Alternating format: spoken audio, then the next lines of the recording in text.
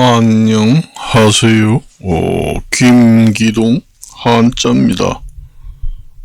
오늘은 2025년 2월 23일입니다. 예전에는 2월달 하순이 되면은 날이 상당히 많이 풀리고 따뜻했는데 올해는 2월 말까지 날씨가 꽤 춥습니다. 그래서 이제 제가 뭐 여러 가지 뉴스가 나옵니다. 저도 그래서 요즘에 저도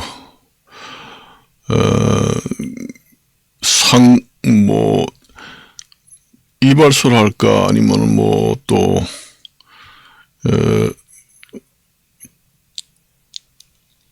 장사를 할까 해서 상가를 많이 알아봅니다. 그래서 상가가 많이 나오긴 나왔는데 비싸요. 꽤 비쌉니다.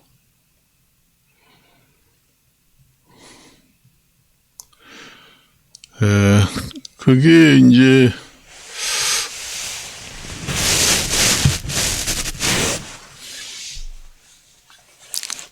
그 비싼 가격대로 그대로 내놓은 그 가게 주인들이 많아요. 그러니까 안 나가지요.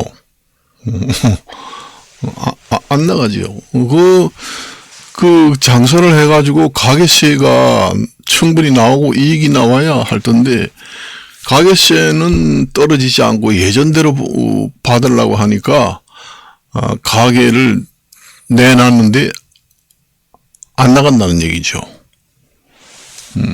지금이 그런 상태입니다. 가만히 보니까. 저도 이제 이발소를 여러 군데에다 하려고 이제 가게를 알아보니까, 그 지하실 같은데 이제 알아보는 경우도 있단 말이에요. 근데 이발소 같은 경우는 지하실에 하면 안 됩니다. 왜냐, 옛날에는 이발소가 그 퇴폐 영업소라고 해서 별로 인상이 안 좋았어요. 그래서 지하실에 있는 이발소는 잘 안 들어가려고 그래요. 대개 보면은 지하실에 있는 이발소는 퇴폐 영업소다. 지상에 있는 이발소가 퇴폐 영업소를 하는 경우도 있지만 거의 없습니다. 그렇기 때문에 지하에 있다고 그러면은 사람들이 거기 잘 안 들어간다요. 그런 그 머릿속에 남아있는 인상이 있기 때문에 지하실에 있는 이용 상가를 얻어서 하는 것은 별로 좋지 않다. 그런 것이 아직도 남아있다. 저도 그런 데를 얻으러 가다 보면은 그런 흔적을 발견합니다, 가끔. 그래서 여기는 안 되겠다. 이곳에는 옛날에 그런 곳으로 인식이 돼서 이 동네 사는 사람들이 잘 안 올 것이다. 그런 인식이 있을 거 아니에요. 그래요. 그래서 제가 이제 다니면서 알아봤는데, 가게도 이제 비싸고, 그러니까 안 나갑니다. 그전에는 내놓기 무섭게 나갔는데, 안 나가요. 한 3년 내놔도 안 나가면은 싸게, 임대를 해서 차라리 받는 게 낫지 않아요? 그렇습니다. 그래서 이제 그런 것도 말씀을 드리고, 요즘에 여러 가지 이제 문제들이 많이 생깁니다. 그래서 제가 알기로는 지금 우리나라의 반도체 기술이라든가 이런 것이 완전히 다른 나라에 비해서 좀 뒤떨어진다. 그래요. 그래서 내가 알기로는 대만 같은 데 비교를 해도 우리나라가 반도체 기술이 좀 뒤떨어지지 않는가, 제 생각에는. 그 외국에서 대만의 그 첨단 그 반도체 기술을 자꾸 지원하지 말아야 됩니다. 내가 알기로는 알게 모르게 지원해 주는가 봐요. 그것을 끊어야 돼요. 끊어가지고 그 미국이라든가 패권국 국가가 기술을 주도하는 국가가 돼야 국제적으로 이제 전쟁이 일어나지 않고 안정이 됩니다. 원래 전쟁이라는 게 실력이 비등비등해지면은 전쟁이 일어나요. 전쟁하자고 한번 붙자고 도전장을 냅니다. 원래 그렇잖아요. 권투 선수들도 보면은 옛날에 리스턴이라든가 그다음에 뭐 옛날에 그 아주 권투를 잘하는 사람이 있잖아요. 알리라든가 이런 사람들은 권투에서 왕좌에 올랐기 때문에 도전하자고 얘기를 안 합니다. 옛날에 그 핵주먹 같은 사람들도 도전을 잘 안 하려고 그랬잖아요. 해봐야 지니까. 그렇지만은 그 원리하고 똑같아요. 국제사회도 뭐 반도체 첨단 기술이 미국보다 월등하고 전 세계에서 가장 기술이 좋다. 그렇게 되면은 도전을 하게 되죠. 그게 곧바로 국방력이에요. 첨단 기술, 반도체 기술이 전 세계에서 1등이다. 가장 좋다. AI 뭐 기술이라든가 여러 가지 그 첨단 기술 있잖아요. 그런 기술이 세계에서 예를 들어서 중국이 전 세계에서 1등이다. 만들기도 하고 그다음에 쫓아오지 못하게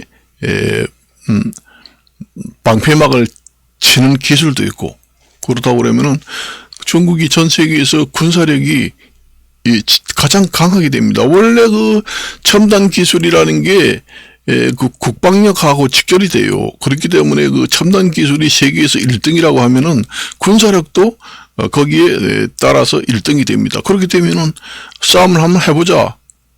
우리가 1등인데 도전장을 냅니다.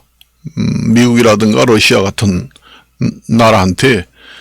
중국이 모든 면에서 지금 뭐 반도체, AI 모든 첨단 기술에서 전 세계를 제패하고 패권이 되어서 1등이다. 그렇게 되면은 도전장을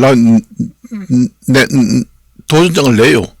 러시아 한번 붙어볼래? 미국 너 붙어볼래? 관세 마음대로 해라. 하려면 해. 우리 관세 같은 경우에는 영향을 안 받는다. 당연히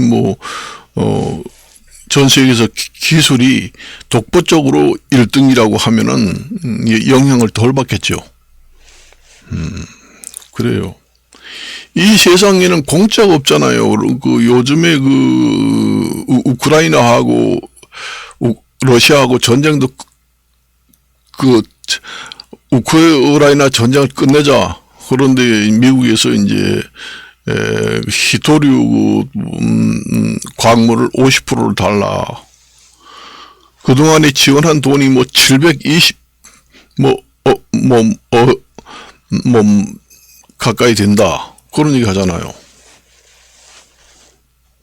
공짜로 줄 수 없다. 전 세계에서 미국이 공짜로 주는 게 많잖아요. 어제 텔레비 보니까 미국에서 지원해주지 않으니까 미국에서 지원을 해주는 여러 가지 분야가 상당히 넓습니다. 병원이라든가 아니 군사 지원, 병원 취약 지원 이런 거 하잖아요. 태국 그런데도 병원에 미국에서 지원해주지 않으니까 전부 다 그 환자가 사망하고 치료를 받지 못해가지고 병원이 문을 닫고 그렇게 되잖아요. 그런데 공짜로 우크라이나한테 공짜로 군사 지원을 계속 받을 수가 있나요? 안 되지요. 그 상호주의라는 게 있잖아요. 도와주면은 거기에 반대급부로 뭐가 있어야 될 거 아니에요. 그걸 서럽다고 생각하면 안 됩니다. 만일에 그 미국에서 도와준 돈이 우크라이나 땅을 사고도 남는다. 그러면 미국이 우크라이나 그 땅을 미국 땅으로 소유를 해야 됩니다. 그렇게 하는 것이 더 낫죠. 만일에 러시아나 다른 공산국가로 전쟁을 해서 침략을 완전히 당해서 넘어가는 것보다 미국으로서 그 우크라이나 소유권이 넘어가는 게 더, 자유 진영에 각받기 때문에 생활하기가 좋지요. 그래요. 그래서 이제 제가 저번 시간도 얘기했지만은 그렇게 이제 미국에서 이제 그 소유권을 우크라이나 전체를 미국이 연방 국가로 소유를 한다고 해도 할 말이 없습니다. 돈을 많이 들여가지고 지원을 어마어마하게 많이 해줬는데, 그래서 자기 나라는 자기가 지키지 못하면은 그런 꼴을 당한다. 그게 이제 국제사회에서 얘기하는 상호주의입니다. 상호주의예요. 공짜가 없잖아요. 이 세상에 공짜가 있는 게 어디 있습니까? 아무리 국제사회고 그렇고, 지금 부모, 아들과 아버지 그 가족관계, 완전 피를 나누는 가족도 지금 공짜가 없잖아요. 공짜가 없습니다. 요즘에는. 그런데 국제사회가, 뭐 그렇게 혈맹이라고 해도 상호주의잖아요. 서로가 도와주면은 반대급부로 뭘 주고, 그렇게 하잖아요. 러시아하고 북한하고도 그렇게 됐잖아요. 우리가, 북한에서 이제, 군대를 지원해 줄 테니까, 러시아의 군사 첨단 기술을 이전을 해다와, 그렇게 이제 돼가지고 서로 동맹 관계를 맺고 그렇게 했잖아요. 그게 상호주의입니다. 그러니까, 가는 것이 있으면 오는 것도 있어야 된다는 얘기예요. 그것을 슬프다, 괴롭다, 약탈이다, 이렇게 생각하면 안 돼요. 개인과 개인 간에도 마찬가지잖아요. 개인과 개인 간에 공짜로 도와주는 경우도 있지만은 서로 도와주면 무슨 오고 가는 정이 있어야 될 거 아니에요. 그래요. 일방적으로 한쪽이 계속 도와줄 수 있나요? 안 됩니다. 이게 상호주의가 안 되잖아요. 북한에서도 그렇게 했잖아요. 상호주의로.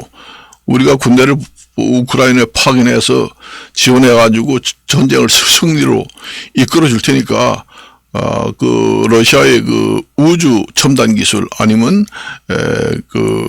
미사일 첨단 기술을 어느 정도 이전해다와.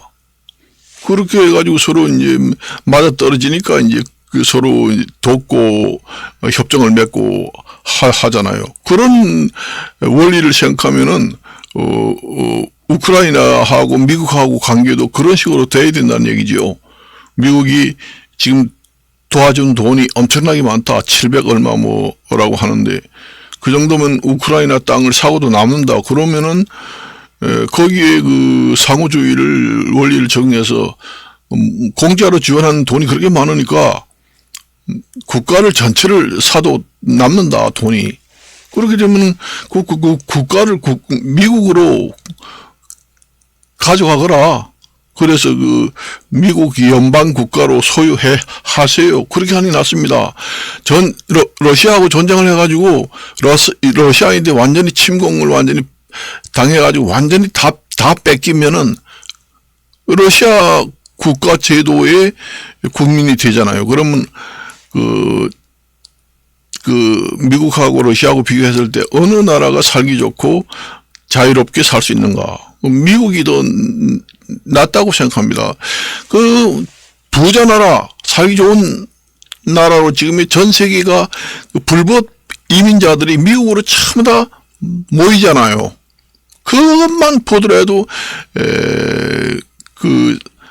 무조건 불법이든 합법이든 나라를 이탈해서 미국으로 건너가서 살기만 하면 자유롭고 잘 살 수 있다. 이런 희망이 있기 때문에 전 세계에서 불법 불법 천지가 미국으로 이민하는 전 세계 국민들이 줄을 잇고 있다 하는 것은 그마침 살기 좋기 때문에 그런 일이 벌어지기 때문에 제 생각으로 봐서는 전쟁을 우크라이나하고 러시아하고 전쟁을 해가지고 러시아 땅으로 완전히 정복이 돼가지고 러시아 국가의 국민이 되는 것보다는 미국 주 연방 국가 소유국으로 되면은 더 자유롭고 살기 좋다. 그리고 앞으로 안전 보장도 보장이 된다. 그렇게 생각합니다. 왜냐?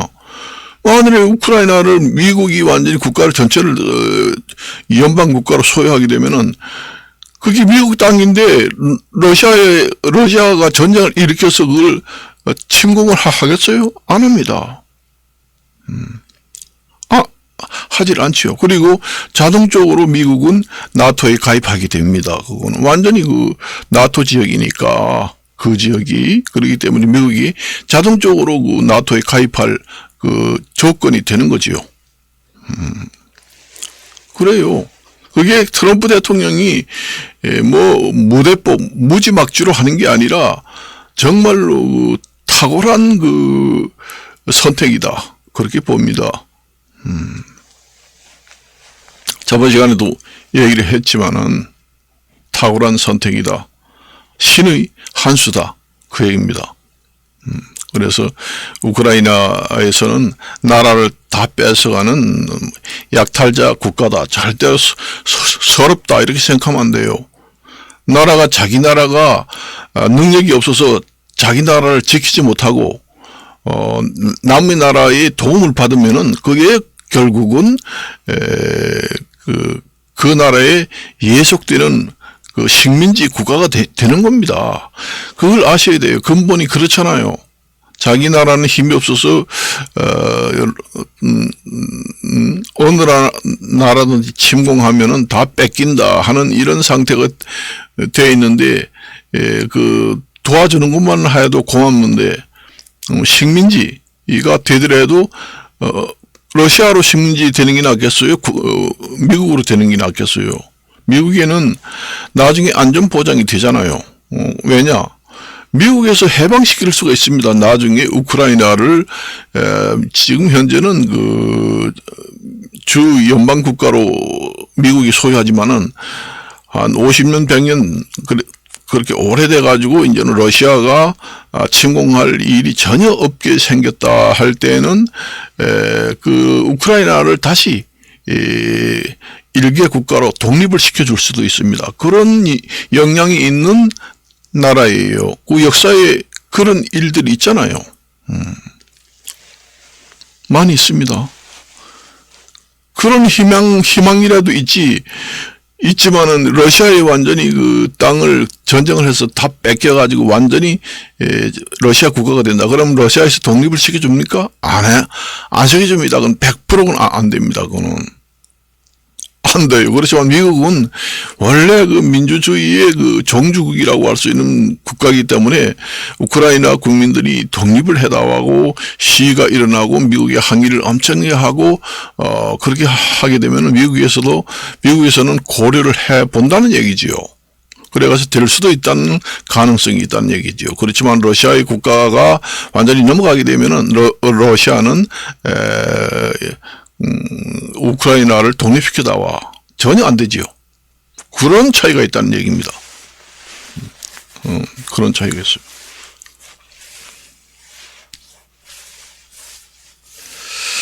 그리고 이제 우리나라 같은 경우에는 이제 K 트럼프라고 하는데 뉴스를 보니까 아시아의 트럼프 거를 윤석열 대통령을 아시아 트럼프 대통령이다. 그렇게 이제 비유를 합니다.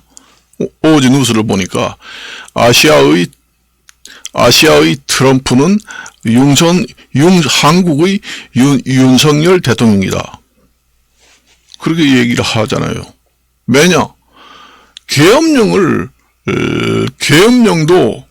윤석열 대통령이 아니면은 계엄령을 이렇게 발령하는 또 대통령도 없지요, 사실상. 아니요? 옛날에 군사정권 때는 정권을 찬탈하기 위해서 계엄령을 발령했다고 하면은 그런 것도 아니면서도 계엄령을 발령할 수 있다는 것은 역대 대통령 중에서 윤석열 대통령밖에 없다는 얘기예요. 그것이 바로 그 아시아의 트럼프 대통령이기 때문에 그렇게 할 수 있다는 얘기죠. 그것을 나쁘게만 생각해서는 안 된다는 얘기입니다. 어제 뉴스를 보니까 아시아의 트럼프는 윤석열 대통령이다 이렇게 비유를 하더라고요. 나도 K 트럼프라고 했습니다. 그 전에.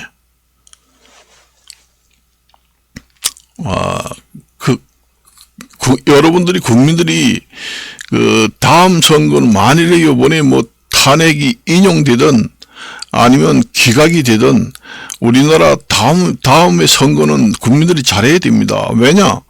국민들이 잘 못해가지고 이러한 사태가 졌다고도 할 수 있다는 얘기예요. 국회의원 선거를 만일에 여당 국회의원 수가 지금 엄청나게 더 많이 밀어줬다 하면은 이런 사태가 일어나지 않았을 거 아니에요. 그리고 요즘에 뭐 우리나라가 뭐 부정선거를 했다. 그 얘기는 맞을 수도 있고 아닐 수도 있지만은 외국에서는 전자 개표를 하지 않습니다. 왜냐? 외국에서도 하면 증명이 됐어요. 전자 개표를 하게 되면은 부정선거 개입할 수 있는 여지가 생긴다. 그래서 외국에서는 그 옛날 방식, 그러니까 일일이 사람이 한 개씩 발을정자 써가면서 수기 개표를 합니다. 손으로 개표를 해요. 그래서 전자 개표는 부정선거 할 여지가 많다. 그리고 해킹을 해서 그 부정선거를 원격적으로 조정을 해서 인터넷상 조정을 해서 여러 가지 조작을 할 수 있는 여지가 있다. 그래서 문제가 있다 해서 안 합니다. 외국에서는 폐지했습니다. 그래서 옛날 방식으로 손으로 일일이 하나하나 따져가지고 수기 개표를 해요. 전자 개표가 그만큼 해킹을 해가지고 해킹을 해서 조작할 수도 있고 부정선거의 주범이다 해서 완전히 전자 개표를 하지 않는 나라들이 점점 늘어나고 있습니다. 우리나라는 부정선거 하면서도 앞으로 선거할 때 전자 개표를 계속 한다는 얘기 아니에요. 그런 얘기는 없잖아요. 폐지한다는 얘기는 없잖아요. 폐지하면은 부정선거라는 얘기가 나올 수가 없지요. 전자개표도 하지 않고 사람이 일일이 손으로 했다. 옛날에는 전자개표라는 게 없었습니다. 일일이 손으로 사람이 수기개표를 했는데도 이제 뭐 옛날에 부정선거가 생겼습니다. 그것도 생겼는데 그런 오해를 불러일으킬 그런 제도는 없애야 한다. 그런 얘기겠지요. 만일에 국민들이 그 부정선거 국회의원 선거할 때 선거를 하지 않고 정상적으로 국민들이 야당의 국회의원을 지금의 저만치 많이 밀어줬다 하면은 국민들의 책임이 큽니다. 그 반대로 여당한테 국회의원을 지금의 야당 국회의원 수만큼 여당한테 밀어줬다 하면은 그 계엄령이 발령되지 않았을 거 아니에요. 국회의원들이 뭐 좀 정책을 하려고 해도 계속 탄핵하고 거부하고 하는 바람에 대통령이 제대로 답답해서 정책을 펼 수가 없으니까 그렇게 했다 그렇게 주장을 하잖아요. 그러니까 국민들이 잘못했다는 그러면 국민들이 국회의원을 그렇게 뽑아줬는데 계엄령까지 발령을 할 수가 있겠나 그렇게 얘기하잖아요. 그 사람이 대통령에 따라서 틀리다는 얘기죠. 그 돌출 대통령이 있어요. 특유 대통령이라고 했습니다. 제가. 그러니까, 우리가, 전 세계에서 볼 수 없는 대통령 중에서도 특별한 대통령이 있다는 얘기입니다. 그걸 갖다가 특유 대통령, 돌출 대통령이라고 합니다. 그 트럼프 대통령도 거기에 속합니다. 우리나라 아시아의 그 트럼프라고 하는 윤석열 대통령도 거기에 속한다고 봐야 돼요. 아무리 그 국회의원 수가 야당이 많다고 해도 계엄령까지 발령을 해서 저렇게 무리하게 할 수 있는 것이 그 정상적인 생각이냐 이렇게 생각할 수도 있지만은 그 대통령에 따라서는 그렇게 할 수도 있는 대통령도 있다는 얘기죠. 그런 부분을 생각해서 원래는 정상적으로 국회의원 선거는 여당을 많이 밀어주는 것이 정상적이에요. 만일에 전에 국회 선거를 했는데 야당은 150명도 안 되고 여당이 거의 200명 가까이 국회의원이 많이 선출됐다. 그러면은 우리나라 국민 지금의 계엄령 같은 사태도 일어나지 않았을 것이고, 또 경기도 잘 돌아갔을 것이고, 이런 혼란은 오지 않았을 거 아니에요. 국민들이 책임이 전혀 없다고는 할 수 없습니다. 저도 하나의 국민이지만, 그래서 앞으로 선거를 잘해야 돼요. 대통령 선거를 하든 국회의원 선거를 하든, 그 찜찜한 사람인, 좀 문제가 있고 찜찜한 사람은 국회의원이든 대통령이든 뽑아주지 말아야 돼요. 그런 사람은 우리가 옛날에 사람은 그 자랄 때 그 떡잎부터 알아본다 하잖아요. 그래서 식물도 맨 처음에 땅 속에서 올라올 때는 떡잎 같이 이렇게 두 개가 올라오잖아요. 그때부터 알아본다는 얘기죠. 그래서 이래 대통령이든 국회의원 선거든 할 때 그 사람을 이래 봐서 찜찜한 일이 있으면은 그 사람을 뽑지 말아야 합니다. 능력이 있다고 하더라도. 저 찜찜하다는 것은 여러 가지 문제가 있는 사람들은 뽑지 말아야 된다는 얘기예요. 문제가. 옛날에 윤석열 대통령 같은 경우에는 문제가 없었잖아요. 뭔 문제가 있었나요? 그 검찰총장에서, 대통령 선거 나오니까 정말로 새로운 사람이 나타났다. 참신하다. 그걸 갖다가 참신한 대통령 후보다. 그동안에 부정부패, 범죄를 저질러 가지고 소송을 한다, 한다. 이런 것도 별로 없고, 그러니까, 찜찜한 게 없다 해서 국민들이 뽑은 거 아니에요. 그리고 요즘에 지금의 대통령이고 국회의원이고,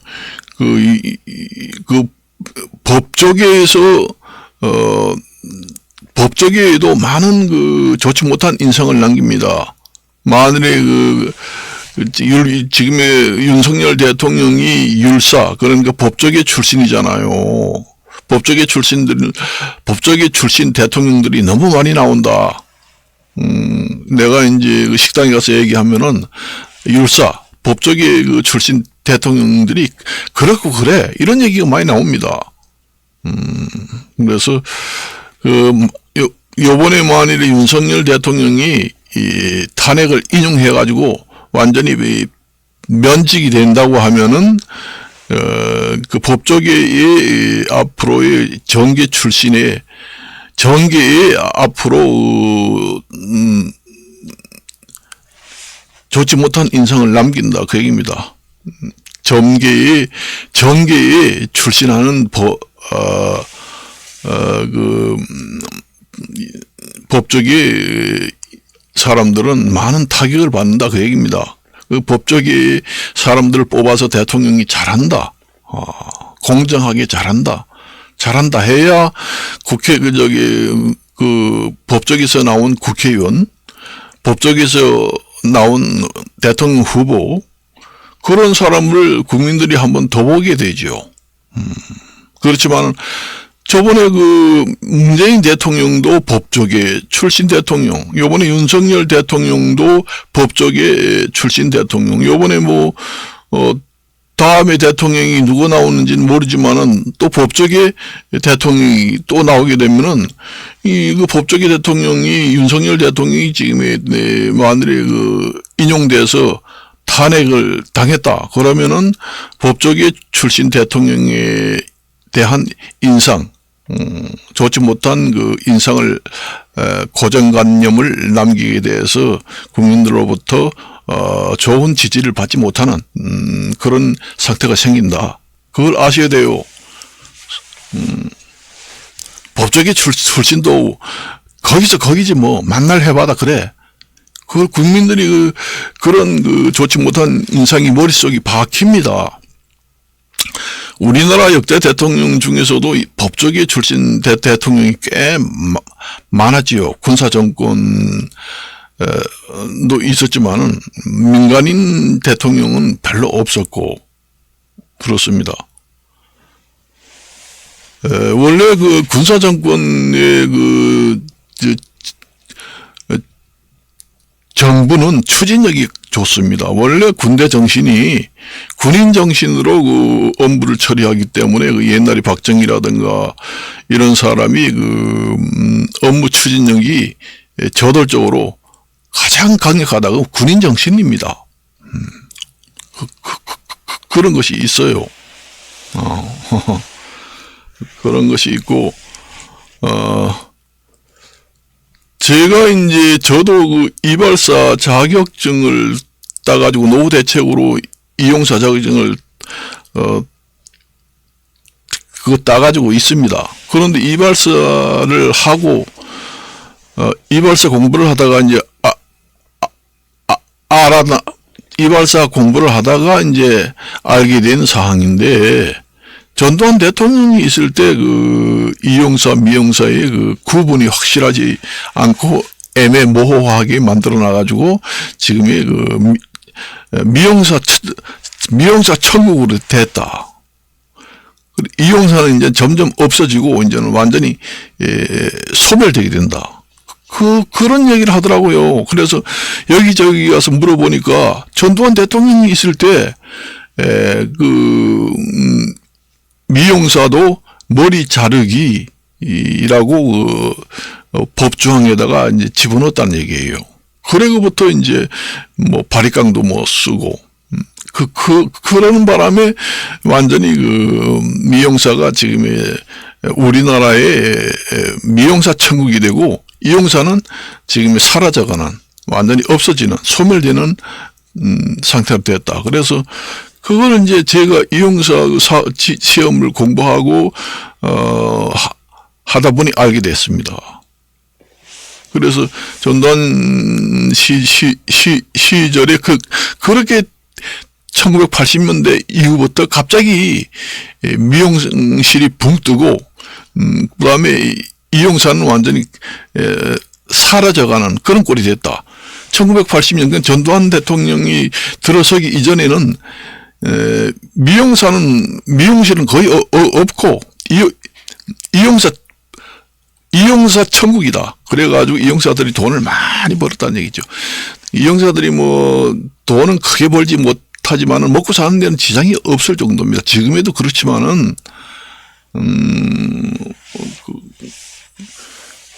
그 1980년대에 이전에는 이용사가 그렇게 잘 돼가지고 전국에서 지금에 말하면은 이용사 천국이었는데 전두환 대통령이 이용사 미용사의 관련된 법조항을 바꾸는 바람에 미용사 천국이 됐다. 이용사는 지금 동네 가도 없습니다. 할아버지들이 미용사 가려니까 부끄러워서 못 가겠다. 그래가지고 이용사가 가가지고 미용실에 가서 남자 머리 깎으면은 처벌을 받게 해가지고 조사를 해가지고 고발하겠다. 안 됩니다. 남자 이발관에 가가지고 여자 손님을 받으면은 또 미용사들이 고발을 해가지고 고발하겠다. 그런 얘기 하잖아요. 미용실에는 남자 손님 다 받고 하는데 이용사에는 여자 손님을 못 받으라는 방법이 없잖아요. 서로 그 상호주의잖아요. 미용실에서 남자 손님을 받으면은 이발관에도 여자 손님을 받을 수 있어야 되잖아요.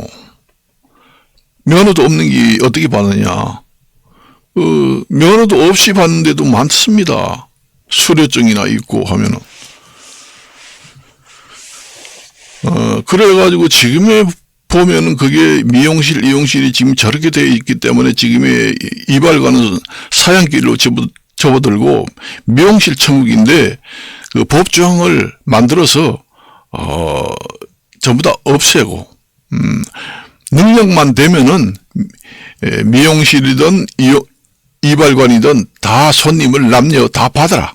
그게 차라리 서로 살리는 길입니다. 이발관도 남자가 대부분 이발관 하는데 남자도 자기가 할 수만 있다면은 여자 손님 미용실이 하는 걸 다 해라. 그리고 또 미용실도 능력만 된다면은 남자 손님을 받아서 할 걸 다 해라. 이발관도 여자 손님을 받아서 능력만 할 수만 있다면은 미용실에서 하는 거 하려면 다 해라. 그렇게 해주는 게 낫습니다. 다 해주는 게 나아요. 차라리 그렇게 되면은 미용실 천국도 안 되고 이발소 천국도 안 되고 한 반반씩 돌아간다. 지금의 이용실이 없어져 가지고 이발관을 살리기 운동을 하고 있잖아요. 그게 꼴이 됩니까? 차라리 법조항을 바꿔놓으면은 이용사가 살아납니다.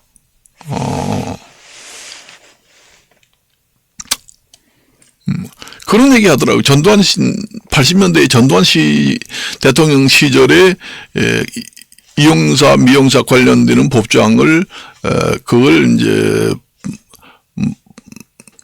보완, 보충을 하면서 그런 꼴이 생겨가지고 지금 이용사가 전부 다 없어지고 이제 전부 다 없어지게 생겼다. 앞으로 미용실 천국이 된다. 우리 동네도 지금 여기가 내가 알기로는 이제 이발관이 2개, 3개밖에 없습니다. 전부 다 나머지는 전부 다 300개, 400개가 전부 다 미용실이에요. 없어요.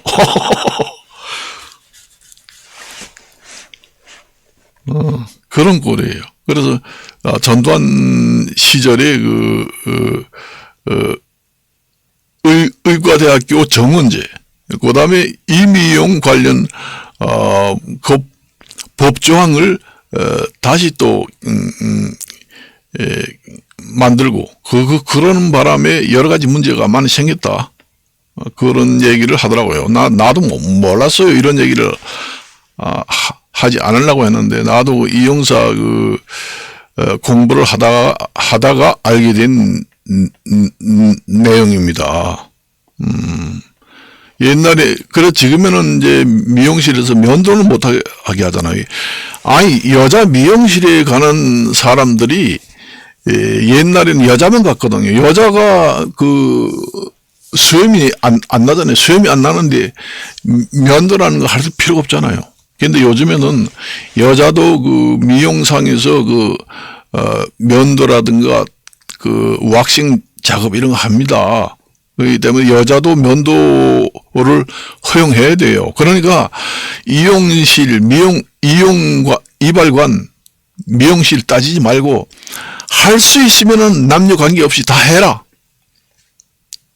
서로 고발하고 이건 안 된다, 저건 다 된다. 그래서 이용사 주항에, 미용사 주항에 서로 싸움을 하고 다투고 난리치지 말고 밥그릇 싸움을 하지 말고 능력이 있으면 다 해라.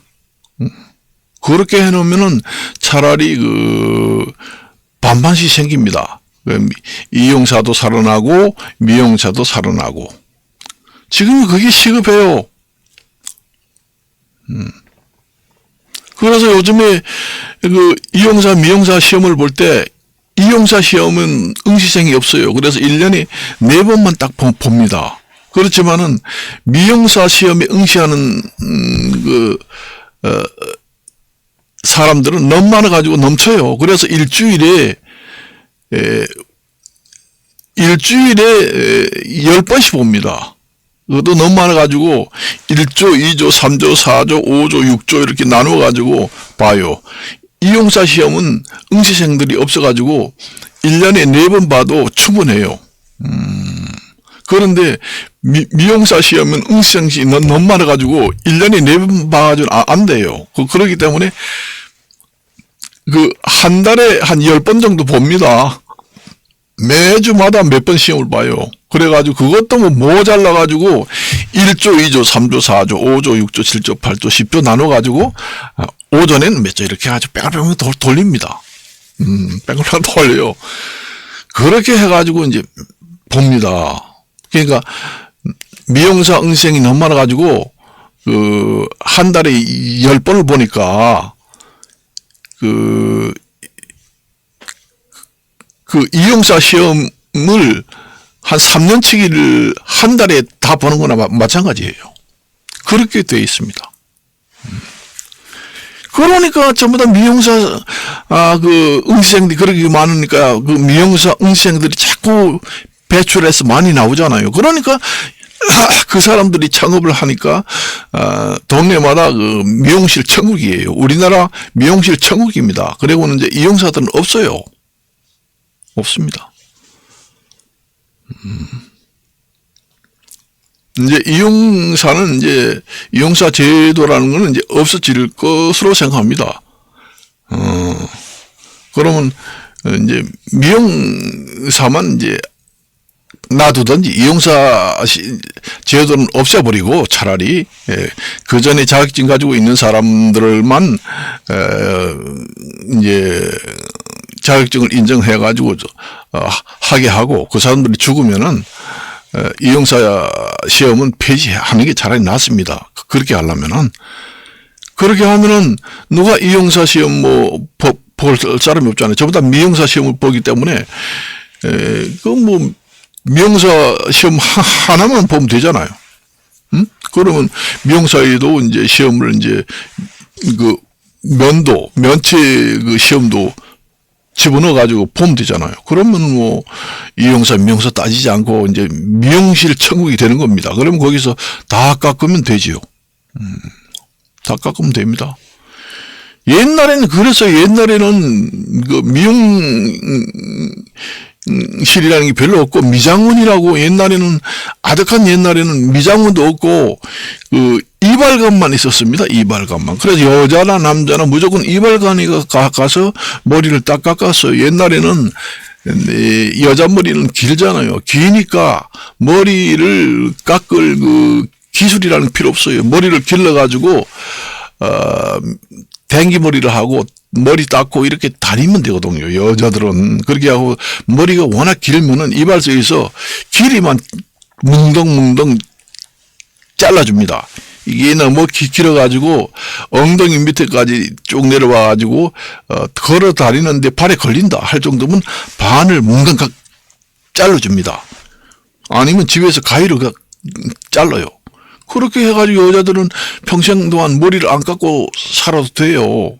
남자들은 안 그렇잖아요. 남자들은 상투를 딴다고 그래도 한계가 있잖아요. 그래서 옛날에 그 단발령이 일어나가지고 이제 이발소가 생기게 됐지요. 그때 우리나라는 처음에 이발소가 생겼지 미용실이라는 게 없어요. 안종호라는 사람이 옛날에 우리나라 너무 머리가 길다. 여자 머리는 당연히 이제 길어가지고 빨간 댕기머리를 해야 되고, 남자들도 상투에다가 너무 꼬아올려서 머리가 너무 기니까 지저분하고, 그러니까 머리를 짧게 깎아라. 그래서 그게 단발령이 일어나면서 도입된 업종이 이발소입니다. 우리나라에서 가장 최초로 생긴 것이 이발소예요.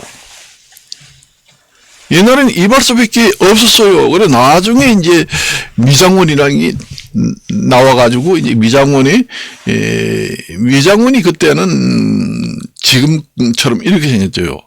이용사 천국이고 미장원은 뜸 있다는 얘기죠. 그러다가 이제 1980년대에 그 미용사 중앙협회에서 이 개정을 해다와 좀 여자도 벌어먹게 해다와 해서 전두환 대통령이 그 임미용 관련 그 법 개정을 통해서 손을 보는 바람에 이 꼴이 됐다는 얘기입니다. 저도 공부를 하다가 배웠습니다. 여기저기 다니면서. 그래서 이 꼴이 됐어요. 그 우리나라에서 처음에 그 머리 기술은 이용사입니다. 그 전통을 이어가지 못하고 이용사가 완전히 폐지되고 없어진다. 그게 말이 되지 않잖아요. 반반은 그 돼야지. 그 이발관에서 남자가 여자 머리 하고 염색도 하고 파마도 하고 그러면은 고발 조치해가지고 벌금이나 지역살이 시킨다. 그런 얘기 하잖아요. 그런 얘기는 많이 하더라고요. 그래서 이발관에 가서 자기는 실력이 되는데 못한다. 그런 얘기 하더라고요. 대개 보면은 그 이발관 하는 사람들은 그 이용사 자격증만 있는 사람들이 많아요. 원래 이용사 자격증도 있고 미용사 자격증도 있고 그런데 이발관을 한다. 그러면은 불법은 아니지요. 미용사 자격증도 걸어놓고 이용사 자격증 걸어놓으면은 남자 여자 다 받는다. 그렇게 하면 할 말이 없잖아요. 무면허 그 이발 행위를 한 것은 아니잖아요. 그렇게 해서도 있지만은 이용사 자격증만 있고 뭐 수료증만 있다. 그런 경우에는 허용을 해야 되지 않을까. 나는 실력이 지금의 여자 머리 다 깎을 줄 알고 파마도 하고 뭐 모든 거 다 할 수 있다. 그런데도 고발 조치하겠다. 그렇게 하면 안 되죠. 미용실에 가면은 남자들은 다 해줍니다. 이발도 깎아주고 그다음에 파마도 해주고 뭐 해주고 다 해주고 면도만 못 해준다 뿐이지 다 해주거든요. 그러면은 이발소에서는 면도는 되고 이 여자가 손님이 오면 여자가 면도 해달라고는 안 하잖아요. 여자 손님 들어오면은 머리만 깎게 하고 파마도 해주고 로또도 말고 그런 것까지 허용을 해야 비등하게 된다는 얘기입니다. 차라리 그 이용사 제도를 없애지 않고 유지하려면은 그런 식으로 해야 동네에 이발소가 좀 많이 생긴다. 그 얘기입니다. 그렇지 않으면은 그 자격증을 2개 따야 돼요. 그거 국민들의 국민들을 어렵게 만들죠. 이용사 자격증 하나 따가지고도 옛날에는 충분히 벌어먹었는데 이용사 따야지, 미용사 따야지. 국민들한테 부담만 주게 된다. 그게 문제다는 얘기죠. 그래서 이제 말씀을 드리는 거지요. 그래서 우리나라에 지금에는 이렇게 되지만 앞으로 선거할 때 국민들이 잘 뽑아야 된다. 찜찜한 사람은 뽑지 말아야 합니다.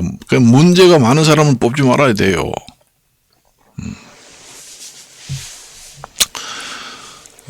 그렇게 말씀을 드리고 이것으로 마칠까 합니다. 안녕히 계십시오.